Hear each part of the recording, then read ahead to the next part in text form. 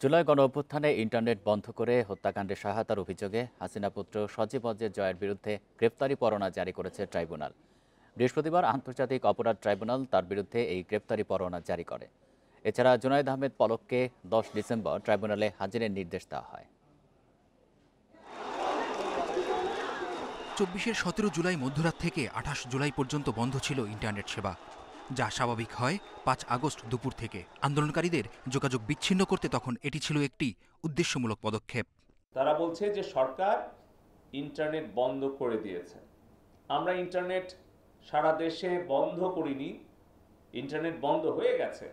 আন্দোলন চলাকালে ইন্টারনেট বন্ধ করে সংগঠিতভাবে হত্যাকাণ্ডে সহায়তার অভিযোগ শেখ হাসিনার সাবেক তথ্য ও যোগাযোগ প্রযুক্তি উপদেষ্টা সজীব ওয়াজেদ জয় এবং সাবেক তথ্য ও যোগাযোগ প্রযুক্তি প্রতিমন্ত্রী জুনায়েদ আহমেদ পলকের বিরুদ্ধে বলে জানান প্রসিকিউশন।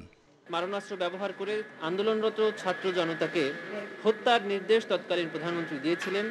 সেই হত্যার নির্দেশ কার্যকর করার জন্য সজীব ওয়াজেদ জয়ের পরামর্শে তৎকালীন আইসিটি প্রতিমন্ত্রী জুনায়েদ আহমেদ পলক ইন্টারনেট পরিষেবা প্রথমে স্লো করে দেন, এরপরে সম্পূর্ণরূপে বন্ধ করে হত্যা এবং নির্যাতনের তথ্য আড়াল করে এই হত্যাযজ্ঞ পরিচালনায় সহায়তা এবং সম্পৃক্ততা থেকে সাবেক আইসিটি প্রতিমন্ত্রী জুনায়েদ আহমেদ পলককে ১০ ডিসেম্বর ট্রাইব্যুনালে হাজির করার নির্দেশ দিয়েছেন।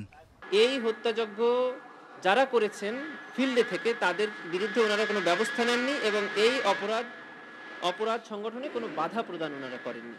That is failure to prevent the commission of offence.